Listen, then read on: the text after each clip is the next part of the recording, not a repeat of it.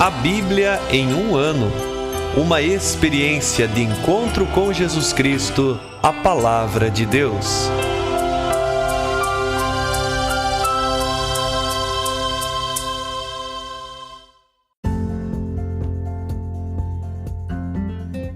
Olá, eu sou o Bruno, seminarista da Diocese de Ponta Grossa, Paraná. Você está ouvindo o podcast A Bíblia em um ano. Usando um plano de leitura cronológico, vamos ler a Bíblia inteira em 365 dias, descobrindo como a história da salvação se desdobra e se atualiza em nossas próprias vidas e na vida da Igreja. Estamos usando a Bíblia Católica com a tradução oficial da Conferência Nacional dos Bispos do Brasil. Você pode baixar o plano de leitura completo por meio de um link que você encontra na página do Instagram, abiblia.emuano, ou do facebook.com/seminariopg. Inscreva-se nesse podcast por meio da plataforma que preferir para receber as notificações diárias dos novos episódios.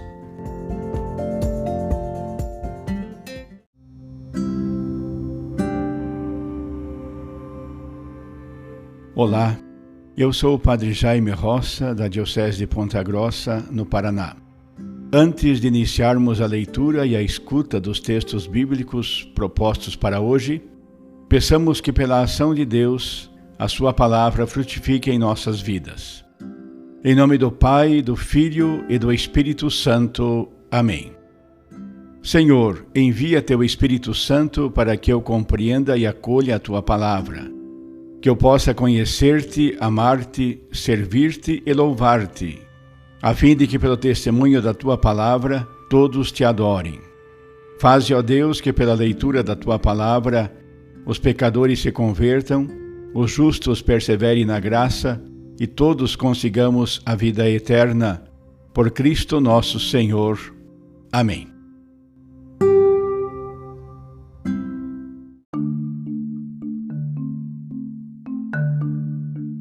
Chegamos ao dia 337 do nosso podcast. Leremos Atos dos Apóstolos, capítulo 16, 1 Coríntios, capítulos 13 e 14, e Provérbios, capítulo 28, versículos de 13 a 15. Atos dos Apóstolos, capítulo 16. Paulo foi para Derbe e Listra. Havia em Listra um discípulo chamado Timóteo, filho de uma judia que abraçara a fé e de pai grego. Os irmãos de Listra e Icônio davam bom testemunho dele. Paulo quis então que Timóteo partisse com ele. Tomou-o consigo e circuncidou-o, por causa dos judeus que se encontravam nessas regiões, pois todos sabiam que seu pai era grego. Percorrendo as cidades, Paulo e Timóteo transmitiram as decisões que os apóstolos e anciãos de Jerusalém haviam tomado, e recomendavam que fossem observadas. As igrejas fortaleciam-se na fé, e a cada dia cresciam em número. Paulo e Timóteo atravessaram a Frígia e a região da Galácia, pois o Espírito Santo os havia impelido de proclamar a palavra na Ásia. Chegando perto de Mísia, tentaram entrar em Bitínia, mas o Espírito de Jesus os impeliu. Então atravessaram Mísia e desceram para Troade. Durante a noite, Paulo teve uma visão. Na sua frente estava de pé um macedônio que lhe suplicava: "Vem para a Macedônia e ajuda-nos." Depois dessa visão, procuramos partir imediatamente para a Macedônia, pois estávamos convencidos de que Deus acabava de nos chamar para anunciar-lhes o Evangelho. Embarcamos em Troade e navegamos diretamente para a ilha de Samotrácia e no dia seguinte para Neápolis. De lá viajamos a Filipos, colônia romana e uma das principais cidades da Macedônia. Passamos alguns dias nessa cidade. No sábado, saímos pela porta da cidade em direção ao rio, onde pensávamos que se fizesse oração. Sentados, começamos a falar com as mulheres que estavam aí reunidas. Uma delas chamava-se Lídia. Era comerciante de púrpura da cidade de Tiatira. Lídia tinha devoção a Deus e escutava com atenção. O Senhor lhe abriu o coração para que acolhesse as palavras de Paulo. Após ter sido batizada, assim como toda a sua casa, ela convidou-nos: se achais que sou uma fiel do Senhor, vinde hospedar-vos em minha casa. E insistia muito conosco. Estávamos indo para a oração quando veio ao nosso encontro uma jovem escrava, possuída por um espírito de adivinhação. Fazia oráculos e obtinha muito lucro para seus patrões. Ela começou a seguir Paulo e a nós, gritando: "Esses homens são servos do Deus Altíssimo e vos anunciam o caminho da salvação." Isso aconteceu durante muitos dias. Por fim, incomodado, Paulo voltou-se e disse ao espírito: "Eu te ordeno, em nome de Jesus Cristo, sai dessa moça." E o espírito saiu no mesmo instante. Os patrões desta jovem, vendo perdida a esperança de lucros, agarraram Paulo e Silas e os arrastaram à praça principal diante dos chefes da cidade. Apresentaram os dois aos magistrados e disseram: "Esses homens estão provocando desordem em nossa cidade. São judeus e pregam costumes que a nós, romanos, não é permitido aceitar nem seguir." A multidão levantou-se contra Paulo e Silas, e os magistrados, depois de lhes rasgarem as vestes, mandaram açoitar os dois com varas. Depois de açoitá-los bastante, lançaram-nos na prisão e ordenaram ao carcereiro que os guardasse com toda a segurança. Ao receber essa ordem, o carcereiro empurrou-os para o fundo da prisão e prendeu os pés deles no tronco. À meia-noite, Paulo e Silas estavam orando e cantando hinos a Deus. Os outros prisioneiros os escutavam. De repente houve um terremoto tão violento que sacudiu os alicerces do cárcere. Todas as portas se abriram e as correntes de todos se soltaram. O carcereiro acordou e viu as portas da prisão abertas. Pensando que os prisioneiros tivessem fugido, puxou da espada e estava para matar-se. Mas Paulo gritou com voz forte: "Não te faças mal algum, estamos todos aqui." Então o carcereiro pediu tochas, correu para dentro e, tremendo, caiu aos pés de Paulo e Silas. Conduzindo-os para fora, perguntou: "Senhores, o que devo fazer para ser salvo?" Paulo e Silas responderam: "Crê no Senhor Jesus e serás salvo, como também todos os de tua casa." Então Paulo e Silas anunciaram a palavra do Senhor ao carcereiro e a todos os da sua casa. Na mesma hora da noite, o carcereiro levou-os consigo para lavar as feridas causadas pelos açoites, e imediatamente foi batizado, junto com todos os seus familiares. Depois fez Paulo e Silas subir até a sua casa, preparou-lhes um jantar e, com toda a sua casa, fizeram festa, porque passaram a crer em Deus. Quando amanheceu, os magistrados enviaram à prisão oficiais de justiça, ordenando ao carcereiro: "Solta esses homens."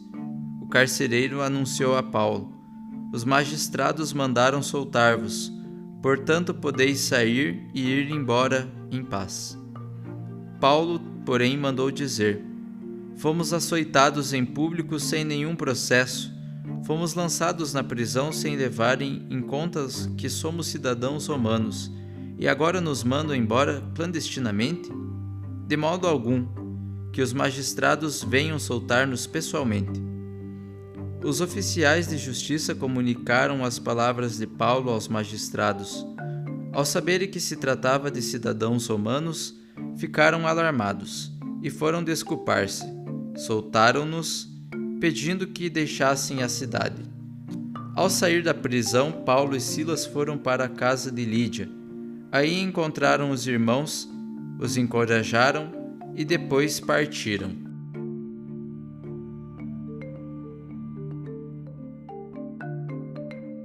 Primeiro Coríntios, capítulo 13.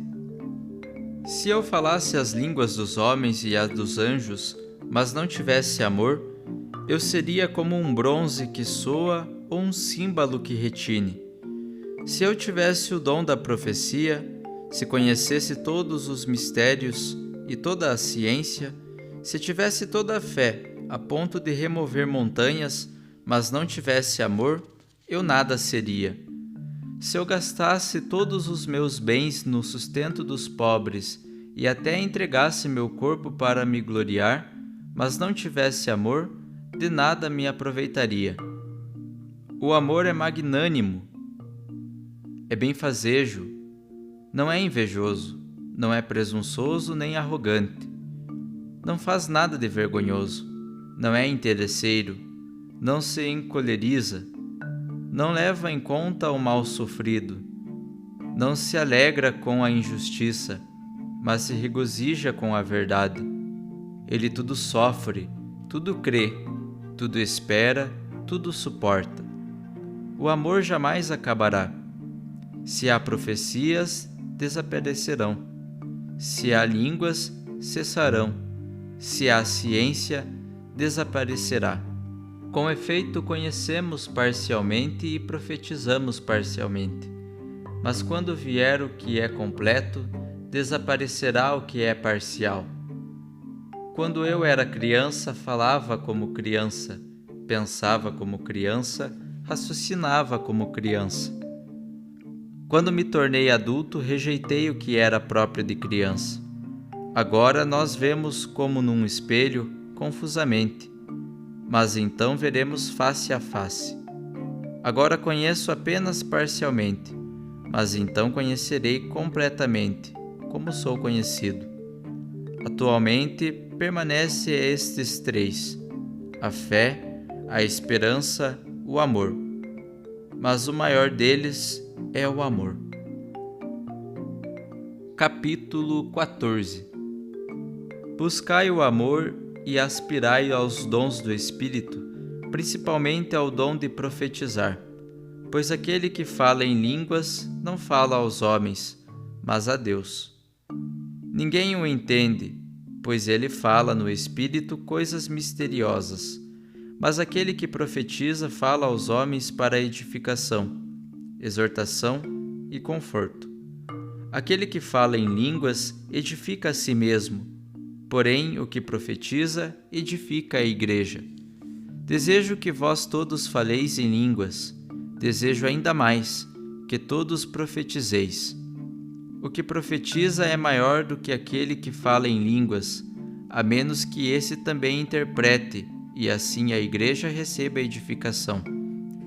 Ora, irmãos, se eu for até vós falando em línguas, em que vos serei útil, se eu não vos falar por meio da revelação, de conhecimento, de proecia, de ensinamento? De modo semelhante, se os instrumentos musicais como a flauta ou a cítara não produzirem sons distintos, como se reconhecerá o que se toca com a flauta ou o que se toca com a cítara? E se a trombeta produzir um som confuso, quem se preparará para a batalha? Assim também vós, se não usardes uma linguagem clara, como sereis entendidos? Na verdade, estareis falando ao vento. No mundo existem muitas variedades de sons, e nenhum é sem significado.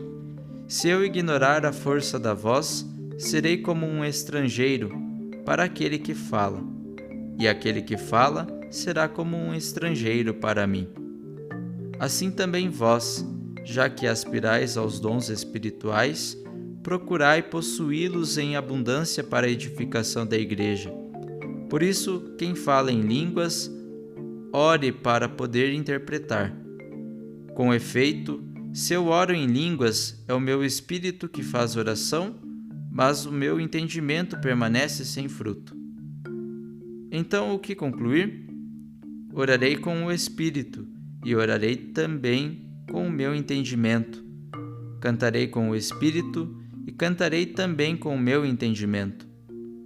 Caso contrário, se louvas a Deus somente com o Espírito, como o não instruído poderá dizer amém à tua ação de graças, já que ele não sabe o que estás dizendo? Por certo, tua ação de graças é coisa excelente, mas com ela o outro não é edificado. Graças a Deus falo em línguas mais que todos vós. Na igreja, prefiro dizer 5 palavras com o meu entendimento, para assim instruir também os outros, a dizer 10.000 palavras em línguas. Irmãos, quanto ao entendimento, não sejais crianças, mas homens feitos. Quanto à malícia, porém, sede sempre crianças. Está escrito na lei: falarei a este povo em outras línguas e por lábios de estrangeiros, e nem assim eles me escutarão, diz o Senhor. Assim as línguas servem de sinal, não para os que creem, mas para os que não creem. A profecia, ao contrário, não é para os não crentes, mas para os que creem. Se, portanto, a igreja estiver toda reunida num local, e todos os presentes se puserem a falar em línguas, e entrarem alguns não instruídos, ou ainda não crentes, estes não vão dizer que estáis loucos? Ao contrário, se todos estiverem profetizando, e entrar um não crente, ou não instruído, este será convencido por todos de seus erros e avaliado por todos. Os segredos de seu coração ficarão manifestos, e então ele, prostrando-se com o rosto em terra, adorará a Deus e proclamará: verdadeiramente Deus está entre vós. Então, que concluir, irmãos? Quando estiverdes reunidos, cada um dos presentes poderá entoar um salmo, transmitir um ensinamento, uma revelação, falar em línguas e interpretar. Que tudo se faça em vista da edificação. Alguns desejam falar em línguas, que o façam em turnos de 2 ou no máximo 3 pessoas, e cada uma falando por sua vez, e que alguém interprete. Caso não haja quem interprete, guardem silêncio na igreja, falando cada qual a si mesmo e a Deus. Quanto aos profetas, falem 2 ou 3, e os outros façam discernimento. Se, porém, for feita uma revelação a alguém que estiver sentado, cale-se o primeiro. Vós todos podeis profetizar, mas um de cada vez, de maneira que todos se instruam e sejam exortados. Aliás, os espíritos dos profetas estão sob o controle dos profetas, pois Deus não é Deus de desordem, mas de paz. Como se faz em todas as igrejas dos santos, as mulheres guardem silêncio nas igrejas. Não lhes é permitido tomar a palavra, mas que sejam submissas, como diz também a lei. Se desejam informar-se sobre algum assunto, perguntem a seus maridos em casa, pois não fica bem para a mulher falar na igreja. Foi acaso do meio de vós que partiu a palavra de Deus? Ou fostes vós os únicos a recebê-la?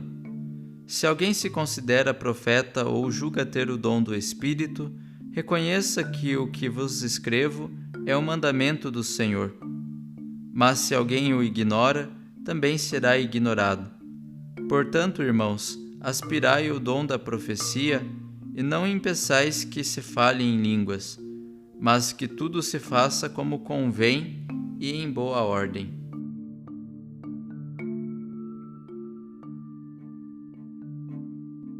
Provérbios capítulo 28, versículos de 13 a 15. Quem encoberta seus crimes não prosperará. Quem os confessa e abandona alcançará misericórdia. Feliz aquele que está sempre alerta. O obstinado, porém, cairá na desgraça. Leão que ruge e urso faminto, assim é o príncipe ímpio governando um povo pobre.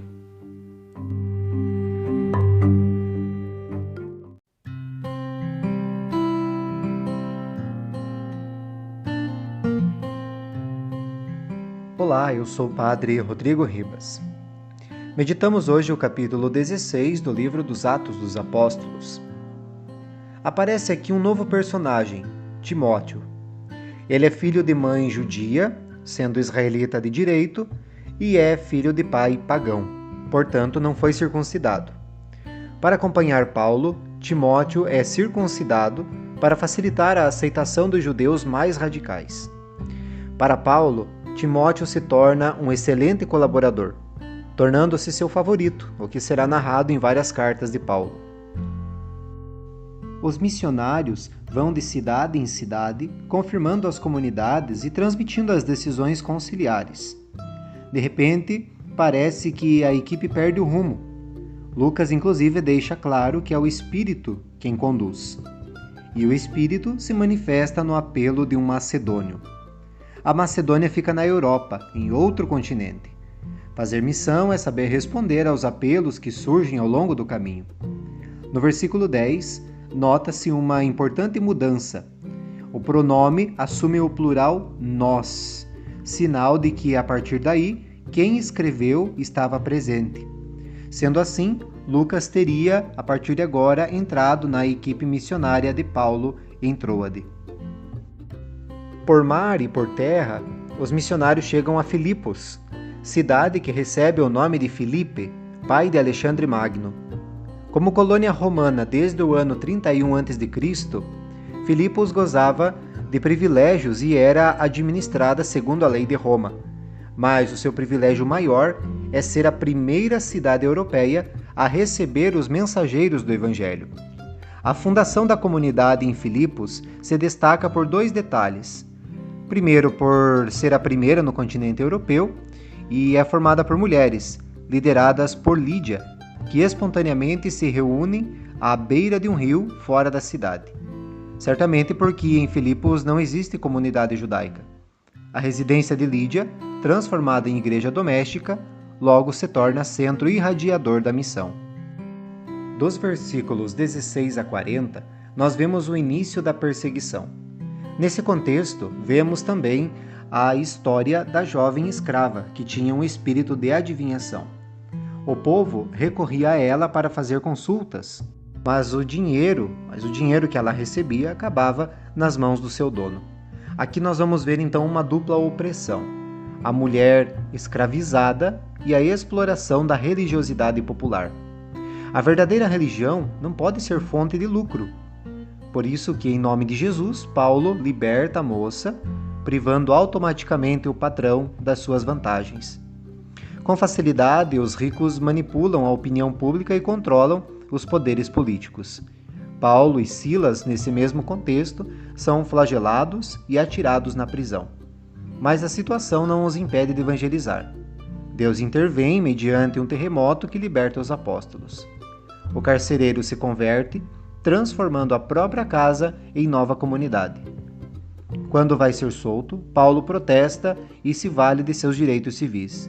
Exige que se faça justiça, pois para isso é que existem as autoridades. Nós ouvimos também a leitura e meditamos os capítulos 13 e 14 da primeira carta de São Paulo aos Coríntios.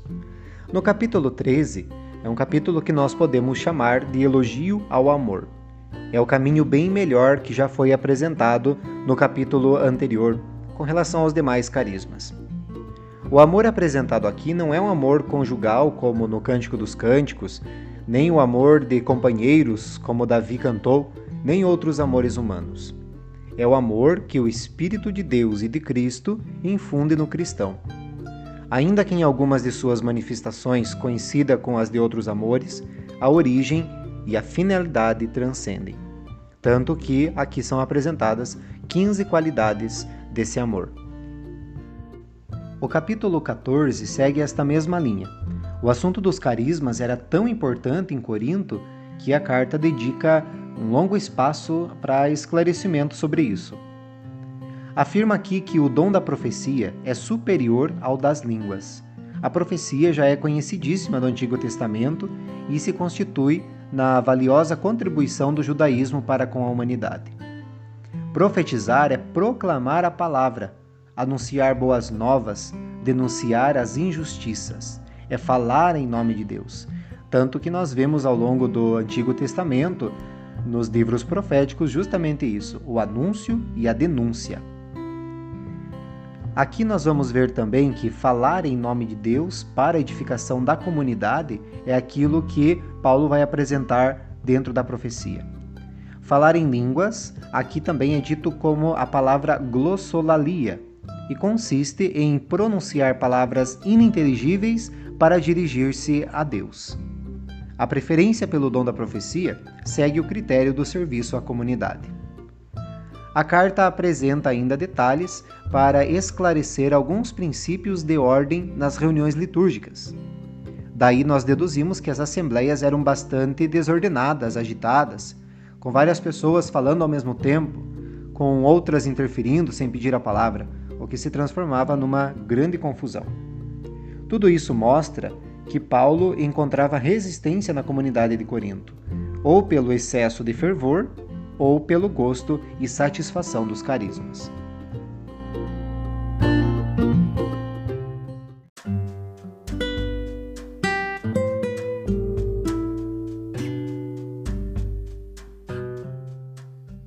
Queridos irmãos e irmãs, que possamos exclamar com São Pedro, a quem iremos, Senhor, Tu tens palavras de vida eterna, e que a cada dia, após a escuta atenta da palavra, possamos renovar a nossa opção por Cristo e pelos frutos de eternidade que Sua palavra nos oferece. Quem vos fala é o Padre Hélio Guimarães, da Diocese de Ponta Grossa, no Paraná. Oremos. Ó Deus, que unis os corações dos vossos fiéis num só desejo, dai ao vosso povo amar o que ordenais e esperar o que prometeis, para que na instabilidade deste mundo fixemos os nossos corações onde se encontram as verdadeiras alegrias. E abençoe-vos o Deus Todo-Poderoso, Pai, Filho e Espírito Santo. Amém.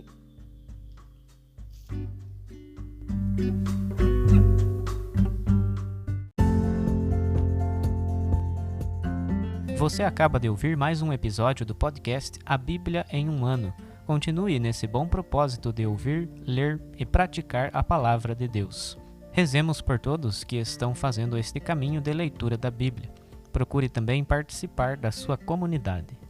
A permissão para uso do plano de leitura The Bible in a Year com Padre Mike Schmitz e Jeff Kevins foi concedida por Ascension. A versão original pode ser baixada em ascensionpress.com. Todos os direitos desse plano estão reservados à Ascension. Os demais conteúdos do podcast não são criados, revisados ou apoiados por Ascension. Até amanhã!